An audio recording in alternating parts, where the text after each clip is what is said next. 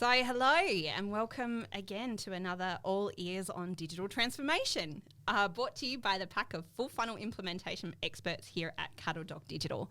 We're the leading healers in building tech stack across critical business functions. I'm your host, Sarah Harkness, or Sharky. I'm a mum, marketer and a co-founder of Cattle Dog. Thank you so much for joining us today. In today's episode, Tony Hughes is joining us and we are extremely excited to have him here. We've also got co-founder and managing director of Cattle Dog, Luke O'Brell. Tony has over 35 years of corporate and sales leadership experience and generated record-breaking results as a salesperson, head of sales and CEO leading the Asia Pac region. For many multinationals. He's also a best-selling author, speaker, consultant, trainer, and works really closely with our favourite partners, Salesforce. Tony serves on advisory boards and has been published in the American Management Association and taught sales for Sydney University of New South Wales within the MBA program and the University of Technology. So the pedigree is very big. Thank you, Sharky, and I love all the dog puns. It's all great. Absolutely. We're beyond thrilled to have you on our podcast today, Tony. You are a real powerhouse for business and sales knowledge, and we really look forward to our conversation today. Thanks, Sharky. Looking forward to it too, and to talking with you, Luke. You too, Tony. Thanks for coming in. So for those out there who are maybe wondering how to get started with technology, they're right at the beginning of this digital transformation journey. Where would you say is the best place to start? Well, the thing is, every organisation needs a single source of truth about their customers and their prospects, and they need a way of bringing those business functions of sales, marketing, service and support together. So the most common technology for doing that is a thing called CRM, Customer Relationship Management, which ironically is a thing you do. It shouldn't really just be a thing that describes technology. But people need to put a CRM system in place and then try and create great customer and staff experience in how they actually engage. And what does successful tech adoption look like? Well, the last word, adoption, is really the key. It's really interesting. On average, organisations today that are focused on outbound lead generation are spending about $1,000 US per month per sales employee on their tech stack.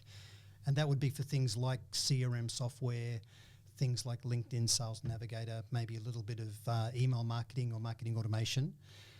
I believe that spend is going to go to $2,000 US in the very near future, and it's going to get as big as $5,000 per month per person as automated AI assistants and bots really come into play. So, but the ironic thing about tech is for most organizations, the subscription fees they pay for technology is kind of like a gym membership. People pay the money every month, but they hardly ever go. And I find if you sit down with a seller and you say to them, hey, show me how you configure your dashboards inside Salesforce or HubSpot or whatever the CRM is that they're using, show me how you would use Sales Navigator to build some Boolean searches using the wizard to identify trigger events that go on in your marketplace to really help inform you who you should be targeting where there's highest propensity to buy. And most people just stare blankly back at you. So I jokingly say, one of the main reasons you deserve to get fired as a seller is you're not using the awesome technology that your employers invested in providing you. Absolutely. And you talk about that in your new book, Tech Powered Sales. Yeah, thank you for the plug. Absolutely. No, get out there and buy it. Yeah. So the thing we know about the future is it's definitely filled with technology, and I believe there's a number of big trends that are impacting everybody. One of them is the shift of resources from in the field to inside sales. So every organisation is thinking about, especially with what's gone on with COVID, we're in a digital first world now. So how do we create great engagement experiences for customers that includes a human being popping into the process at exactly the right time, but in a way where they provide the right levels of value? Because the truth is every seller has to find a way to fund their own value from what they do for their employer and the end customer. And if you fail to provide enough value to fund your role, you don't deserve to have one. So another trend that's going on is the relentless drift toward commoditization. So expensive, complex solutions that people are selling over time just drift toward being a commodity. And if something's a commodity, people just think, I just want to find out how I can transact that as easily as possible and as cost effectively. And they're not looking for, salespeople in their life. They're not lonely and bored looking for more friends in business. So with these trends of a drift toward commoditization and a digital-first world, about 30% of field selling resources are going to move to inside sales and actually funding the tech stack. And as people think, how do we use technology well to create inbound, and how do we create a great experience for potential customers that only involves humans at the right time? And is that curated? Like, how do you even approach that level of strategy? Well, the first thing that everybody listening to this really needs to think about, if you're a business owner or a marketer, and maybe even as a seller, because sellers need to be their own content creators today as well. Ironically, a lot of salespeople can't write, which is a bit problematic. But all of us need to think about where does the buying journey start for my potential client before they'd ever know to look for me. And I'll just give you an example of this. The thing I do with my family is wakeboarding. And we bought a new wakeboard boat that was bigger than the previous boat we'd had. So we thought, we need a bigger four-wheel drive. Now, I didn't Google the brands of four-wheel drives. What I Googled was 3,500 kilo towing capacity. That's what I Googled. Almost nothing came back in those searches. And yet you'd think that the genius marketers at, Jeep and Toyota and all of the other manufacturers would think, hey, what's the trigger event that goes on in someone's life? They buy a caravan or boat, or they buy a bigger caravan or boat, and they're thinking, I wonder what will tow that capacity. But they hadn't optimized their search around that. So for me, when I go and buy a car, my journey starts within my trusted network, and then it starts online. One of the last things I do is walk into the showroom or talk to a seller. Absolutely. And is that something that you see as well in your conversations with customers, Luke? Yeah, absolutely. I think really in terms of where that journey starts is always a challenge, especially bringing marketing and sales together. Traditionally, we're in Salesforce CRM space. We normally focus on releases over time, and that initial release is really focused in on core sales automation, and you see either marketing or more the back office and fulfillment coming in as either phase 2s or phase 3s. So bringing them into that same journey, especially sales and marketing team, getting them on the same strategy and aligning upfront is something we see really fosters increased value for that tech spend. And I think to really get the ROI on your tech spend, it is really important that you have all those aspects of the business talking to each other up front. Yeah. And the thing we know from all the research is that if a seller can respond to an inbound inquiry within seconds or minutes instead of hours, you up the probability of a conversation with the decision maker, an eventual decision by probably sevenfold. So if you can bring sales and marketing together, so web to lead in a way that allocates it to a resource pool where people can respond quickly, I'm with you, Luke. Those things have a huge impact. And who's responsible in a business for leading tech adoption? Yeah, that's really interesting. So there's been a lot of things going on in recent years. There's always been this passive-aggressive war forever between sales and marketing. The marketing people say that the sellers are hopeless and they don't respond and follow up to the leads at all well. And sellers go, these alleged leads are just rubbish. But the reality is organizations have tried to create ownership, and they created this role a while ago called the Chief Revenue Officer. That was meant to bring the roles together. There's now a rise of a new function called RevOps. A subset of that is Sales Ops. But the whole idea is let's bring revenue operations together. So all of those things that attract, engage, and then convert people into being customers, and then enable them to be onboarded successfully and stay with us. So the upsell, cross-sell piece, let's bring all that into the same function. So again, the technologies are really key because customers get very frustrated if they have an inconsistent experience across channels. We've all had that experience where you'll phone a company and it'll ask you to punch in details, or then when the person pops up on the phone, they ask for all the information again. Or you fill information on a website, then someone calls you and they don't seem to have any of the information that you filled in on the website. So those things are kind of an epic fail before you've ever begun with a client. And it's intolerable now, really. Like you said, the digital disruption of COVID and forcing us to really take on a digital-first, Zoom-based engagement, face-to-face, really. was out for a very, very, very long time and still is in very many parts of the world. So, how do you adjust to adopting technology if the technology ends up being wrong for your business? Yeah, well, I think we can all get technology to work for us. The reality is, for everybody listening to this, let's maybe talk about how do you implement a thing like CRM successfully. Because the reality is, like, I'll just back up a little bit. I'll just make the first comment first, which is I don't think any leader has any chance of successfully executing their own go-to-market strategy without a great CRM system. Like, you need that single source of truth. But interestingly, in my experience, about 70% of companies that implement CRM actually fail. Now, the software may be working successfully, but they're not achieving the outcome that they promised to their board or their leadership team in making the investment. And it's almost never the fault of the technology, and it's rarely the fault of the implementer. It's actually the fault of the leadership teams. When you say who's responsible, well, I'd say the CEO is responsible, and the CEO should really regard themselves as the chief customer officer or the chief experience officer rather than the chief executive officer. But CRM has to do a couple of things to be successful. First thing is it has to support end-to-end customer experience and support the whole life cycle.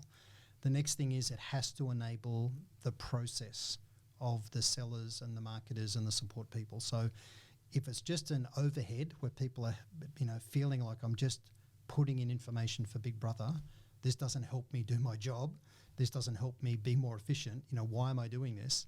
Then you just won't get the data. Because the way that sellers are wired is, hey, these are my relationships and my customers, even though they're employment contracts as it belongs to the employer. So the thing we want to do is they receive their lead in CRM. When they ask their discovery questions and qualification questions, it's captured in CRM. If they want to do a quote, it's from the data that's in CRM. And even have CRM semi-automating the forecasting process to take a lot of the mystery out of it. But the key thing is make sure that technologies enable process for people and make sure that it gives them time back and makes their job easier. Then you'll have the accurate data you need. And look, you're a CEO, managing director at Cattle Dog. How do you use technology to help facilitate the decisions you need to make in the business? I think Tony hit the nail on the head. It's all about people and process and having the software work for the people and the process. So we really want to ensure that we're not just implementing a specific technology, but it's really implementing a solution that works for the team, and that is everything is underpinned by strategy and our people and process. So it's really important too that we're focused on continuous improvement. So we have our releases over time, and we're always looking for ways to really drive and improve that customer or client experience. Yeah, Luke, I really love that. I was actually the MD of a CRM company in the APAC region for a while, for all of my sins. But I've had many a conversation with a CEO that thought they wanted a CRM, and when you start to talk to them, you realise you don't have enough budget, you don't have any clarity about what you're really trying to achieve, you haven't given any decent level of thought to where the risks are in implementing to secure adoption. And I would often say to CEOs, what's happened inside your business that's caused you to think you need a system like this? If you were to invest in something like this, what improved results would you expect? How is this going to improve the experience and the productivity of your own people and customers? And how are you going to manage this as a change program well? Because changing the behaviour of salespeople is not an easy thing. So you need to put a lot of thought into how you implement. And if they didn't have a good answer to those questions, I would typically say, look, I'm not trying to be, sort of overly clever here, but I really don't think you're ready. You'll end up implementing the world's most expensive contacts database and a forecasting tool that no one believes. So you mustn't underinvest when you want to do CRM.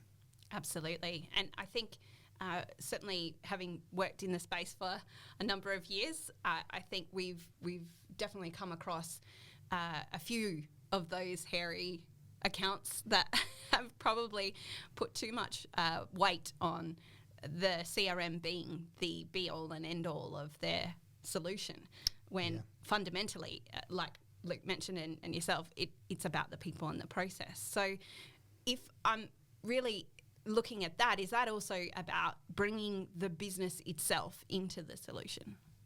Yes, because if you claim you want to be a market-driven, customer-centric organisation, you know, they're fun, common cliches that people use. But if that's the claim, then you need a single source of truth about your customers, and you need a way of putting those customers at the centre of all of your systems. So you may have good ERP systems, maybe even some good marketing platforms, some other things you're using, but you need to surface all of the content about your potential customers and clients and the interactions all of your partners and own employees are having with them. You need to make sure everyone's informed and they can turn up to meetings with the right level of insight for the customer. To really promote that seamless customer experience. Yeah, and when we say seamless today, that means omnichannel, this Yep. thing of, you know, whether it's social, mobile, website, I'm walking into your office, I'm dealing with one of your partners. I don't want to have to keep educating people all of the time. So if you want to take an insight-driven approach to going to market and a customer-centric approach, then CRM's essential. And the really interesting thing about technology is it's all changing at an incredible rate of knots, and it's really important that you pick the right technology partners and then the right implementation partner that can bring a level of wisdom to how you manage the risks in actually getting this done. Because again, I would often say to people, how many times have you implemented a CRM before? You know, they go, well, I haven't. I say, well, all I do is work with people that are putting these in, and there's lots of risks that you need to manage. And I know you're very fixated on which technology, you know, that you think you'll want to pick. The reality is you need to make sure you're running it as a change program and that you're not under-investing in this. Absolutely. And we've seen, you know, a number of projects go down that pathway where they haven't made that investment, and ultimately that's where CRM, like you said, becomes that very expensive Ferrari that sits in the driveway and doesn't go anywhere. Yeah. So look, if you could pick one thing, what's the key to a successful tech adoption journey that's also aligned to an authentic engagement plan with your customers that's consistent across those omni-channels? So the key absolutely is to be absolutely customer employee driven in the way that you implement. So forget the notion of a big brother, you know, we want all the data. Think how can I help people execute their own processes more easily? How can I give a better experience to my customers? And if you're architecting around customer and employee experience, because the reality is you've got no chance of delivering great customer experience if you don't first deliver great employee experience. So your employees, your internal customers, but you know, how do I architect all of this for them? And then the secondary thing is I've got to be very crisp and strong with my business case so that I can go to my board and say we're going to invest in this properly. This is a game-changing thing we're investing in. The way we go to market as opposed to just what we sell is the thing that's going to differentiate us. And this system we're putting in, or these systems we're putting in, is the key to us being able to do that effectively. And so we spend quite a bit of time in the process, particularly at the beginning in our analyse and design phase, doing the workshopping and documentation and understanding those processes with customers. In a lot of cases, they don't even know and don't even agree. So is there something to be said for any kind of preparation customers should do before they start looking at technology? Well, that's a really interesting thing, you know, Luke and Sharky, is you know, I've talked to some of your customers. You've got complete integrity in how you go and engage with your clients, and you're brave enough to tell them the truth.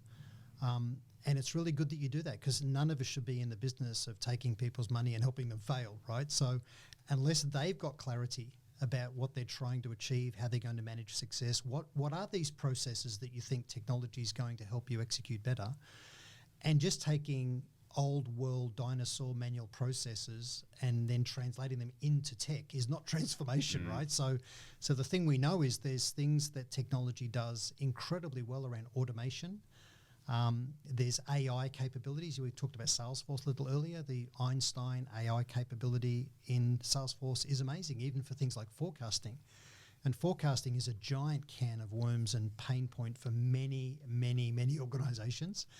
And yet you could point Einstein at forecasting and get a much better outcome in a way that removes a whole lot of stress and gives time back to people to go and focus on the real things that make a difference in revenue. You know, and there's a great business case with that alone, for example, in an organisation, but often they haven't thought about that.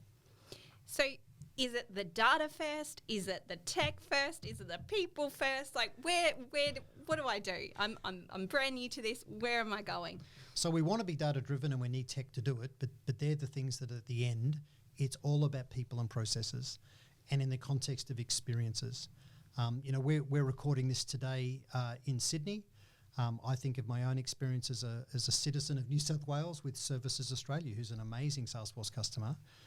But I remember the first time I walked into one of the old RTA, Roads and Traffic Authority services, so I think I said Services Australia, Services New South Wales offices, and I walked in there and I was just blown away. There's a concierge. She asked me what do I want to do. She said one of those things that I could do on the website, and she saw the look on my face and she said, no, that's okay. I'll step you through it on one of our kiosks. For the other thing, you'll need to talk to someone. Here's a ticket. And it was just an amazing experience. And now I can renew my registrations, my driver's license, even get my free vouchers for helping stimulate the economy post-COVID, just all online.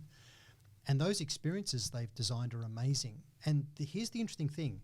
There's a once-in-a-generation opportunity for business leaders today with technology to concurrently drive cost out of their business while also improving employee and customer experience. And that's pretty amazing because you'd normally think, well, if I want to give people a much better experience, then that'll cost me money to do it. You can save a ton of money and still drive much better experiences for all of your staff and customers all at the same time if you get the tech right. And have the tech do the hard yards and the heavy lifting. Yeah, exactly. Yeah. Exactly. Because technology is good at sifting through huge amounts of big data, listening for things like trigger events in the marketplace, automating a whole lot of processes, things like all of the forecasting. Tech does all of that well. What we want is people focused on the things of storytelling, you know, using their wonderful sense of humour, you know, real genuine empathy with people, helping them navigate complexity and the politics and build a business case and secure consensus. All of these things in selling a human, we want to automate the things that are really just around the data. Love it. Love it. Yeah, and I think for me that just speaks volumes is having the people first, and again just what we said initially about having the tech enabling the people, and ultimately having the people be able to have these connections face to face or via Zoom or whatever it may be. It just that people element is so important, I think, as we move forward into the world and just being able to connect. Yeah.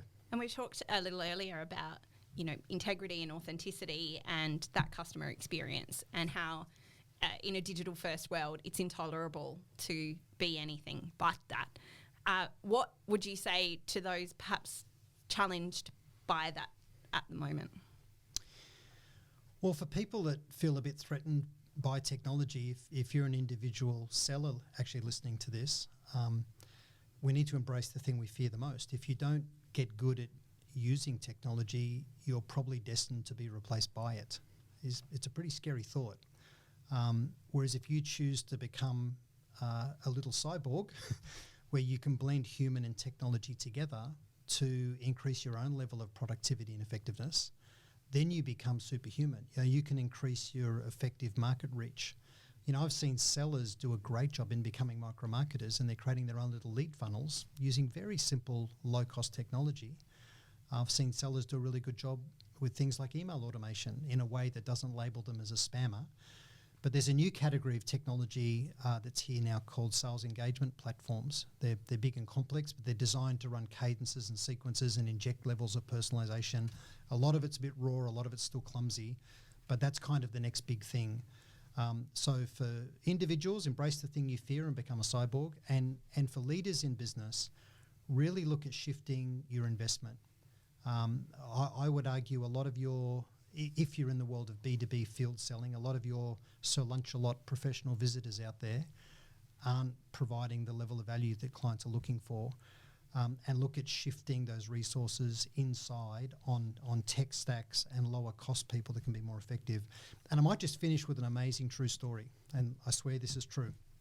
I was talking to 18 CEOs last week at a forum here in Sydney, and in the coffee break, one of them was the CEO for a North American company that sells to chemists or pharmacists.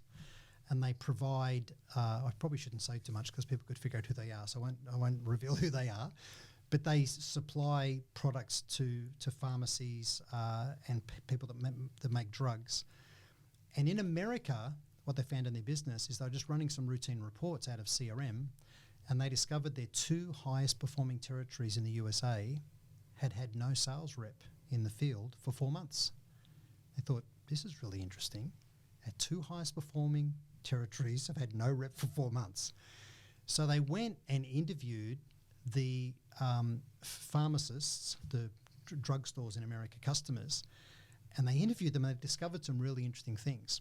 First thing they found was that all of the customers regarded the professional visitor rep from this company that would just drop in and visit them regularly as someone that took them away from serving customers and was just an interruption to their day. When they asked them, well, but what about the sort of value they provide? So, well, you know, you can mail me your brochures, I can jump online.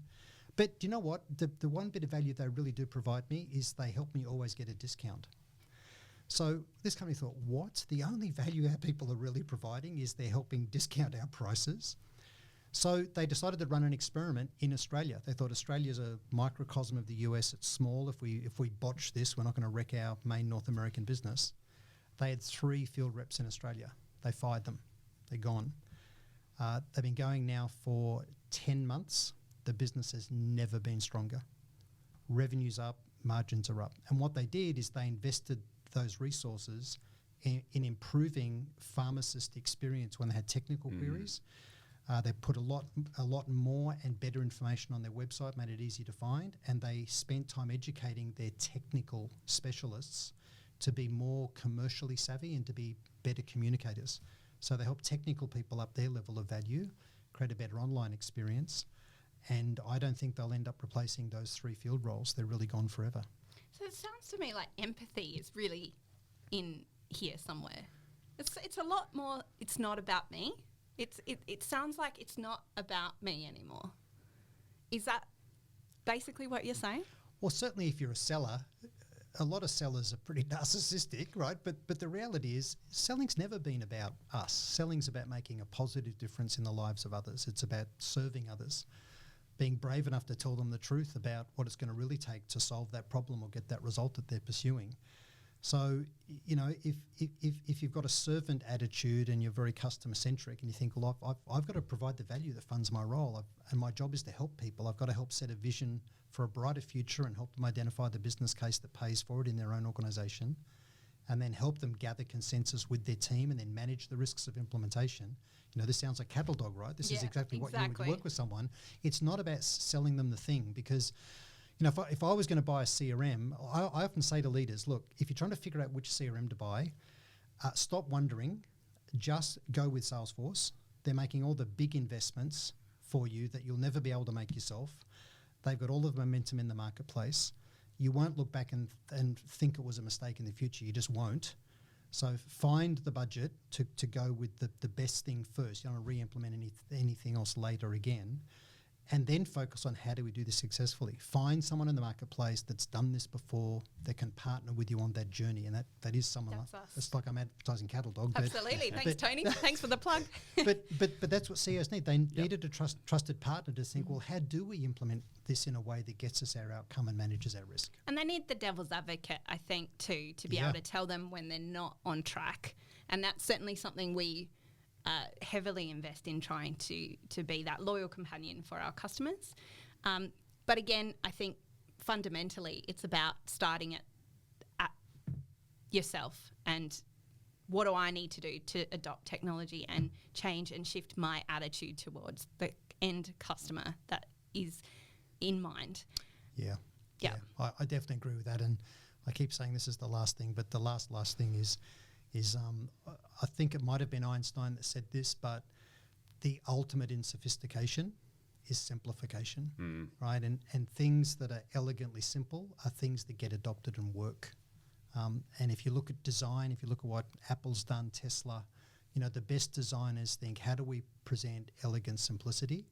And I think with technology, we want the technology to melt away, and it's just seamlessly supporting this great experience, in receiving my leads and being able to have an informed conversation with my prospective customer, or for the client to be able to do their resource and then have an intelligent conversation with somebody at the right time that actually provides some value for them. That's when we know we've got it right with technology. It's amazing. Wise words. Absolutely. Tony, thank you so much for joining us today. Luke, thank you for joining us on the All Ears podcast. You will find Tony on all the socials in the links below, and we look forward to hearing from you again soon. Thanks for coming. And a shameless plug, buy yourself tech-powered sales. Absolutely. Get out and buy the book. If you needed a go-to Bible, that's the number one. That's the one. Thanks, Tony. Thanks, Tony.